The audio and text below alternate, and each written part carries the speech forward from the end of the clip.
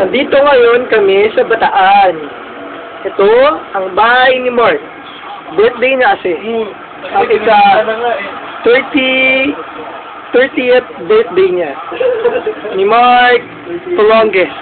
Teka lang po Ito ang dalawang pumag na naglalaro.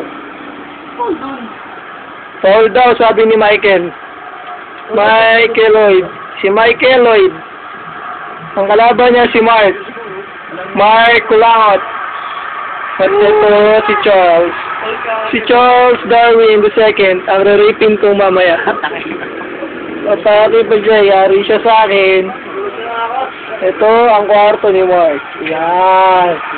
Ang kwarto nito ay composed ng isang double deck at ang isang bumbilya at mga pantalong ng asabit doon na 3 buwan na hindi niyalaban.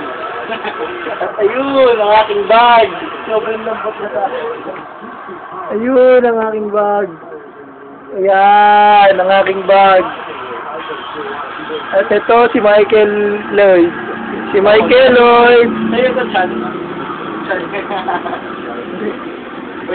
Ayan ang printer ni Mark. Yan ang NBA na nilalaro ng mga kumag. Yan ang NBA na nilalaro nila. Ang pagkakaalam ko ay tambak si Michael. Uy, wala si Mark pala, Mark. Si Mark Kulangot.